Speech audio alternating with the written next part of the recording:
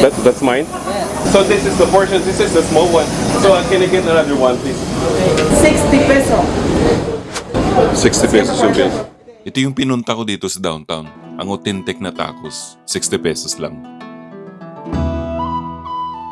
Gusto ko lang mag-explore ng mga bagong lugar.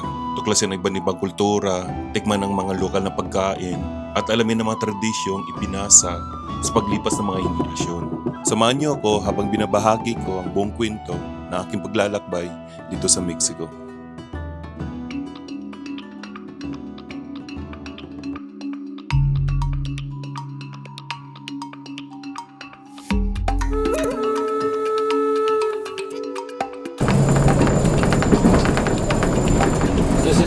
Nakabus ako ngayon, papunta sa downtown. Hindi ko alam, kaya nagtatanong ako dito sa kanila. So sana makakarating ako doon, maikot natin yung downtown.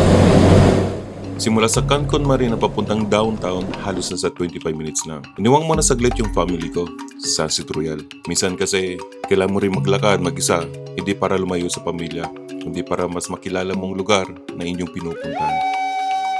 This is the ticketing outlet for ferry going to ferry Isla Mujeres. And Isla Mujeres. Kukuha ka ng ticket dito, pupunta kayo ng Isla Mujeres. Playa Tortugas.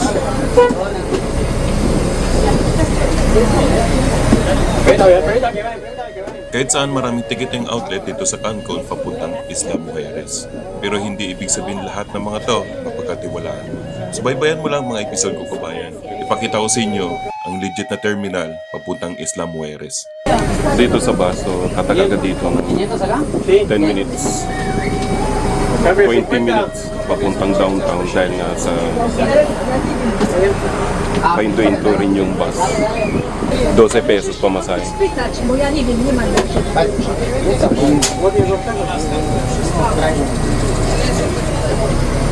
Mainit ngayon. Yung araw na to, pinawisan ako sa kalakad. So hindi lang sa bus stop, huminto yung bus. Kahit saan, pwede mong parahan yung bus, hihinto siya. Yung R1, saka R2. Kahit saan, pwede mong parahan, hihinto sila. Actually, kanina pa yun.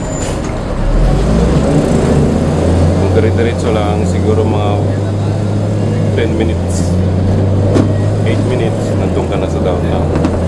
Pero since na huminto rin siya, napipick up din ng pasahero, tumatagal din siya sa bus stop. Kaya ngayon, more than 12 minutes na tayo.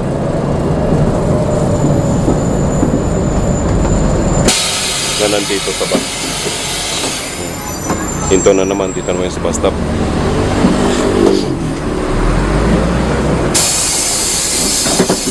Pero okay lang kasi hindi siya tumatagal. Pag pumunta ka ng downtown, talagang halos dito sa right side, makikita mo puro lot hotel.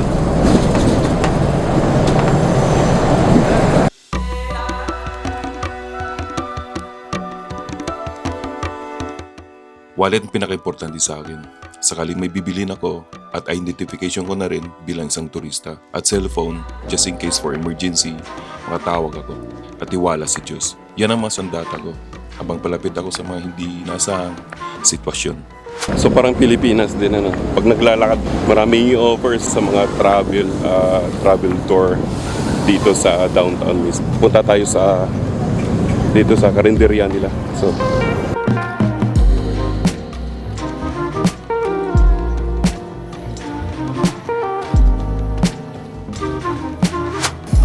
that's mine, senor? Huh? That's mine? Is that 15 pesos? Can I get another one, please? One more, please. So this is the portion. This is the small one. So can I get another one, please? Another one, please. Thank you.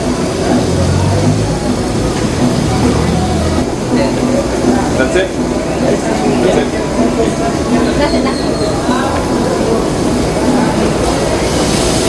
Dito na yan.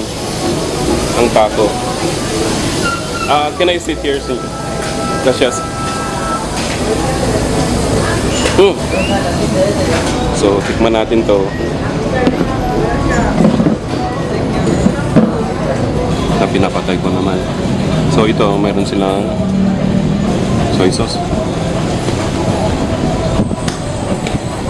Salsa. This one is spicy. Oh, spicy. Grabe.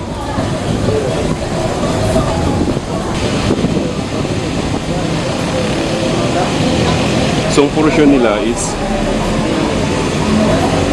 malit lang talaga. So, mga 3 subo lang to, mga 2 subo lang to sa akin. 3 subo sa akin to. So, my first bite. Cheers. Lasan ko ng onion. Nakikita ko kasi ang lalakas ng mga Mexican pagdating sa boxing.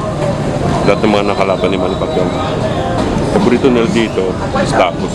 Sarap. Alam mo pa nagtatravel kayo. Ito yung mura dito at saka mabilisan. Doon sa kabila mamaya, meron silang quick, mga egg, fried na niluluto. Yung stall lang. So, tikman natin. Pupunta tayo mamaya, tikman natin. 3 subo ko yung isa nila. Alam ko sa araw ng tinidor. Finger food siya. Nandito lang sa kalsada to. Malapit lang. Sa gilid na mismo ng kalsada to. Nandun yung mga sakay ng sasakyan, sakay ng bus. Nandun sa harap mismo. Katulad sa Pilipinas, ano? Pag mainit, sa mainit na panahon, sarap talaga sa drinks.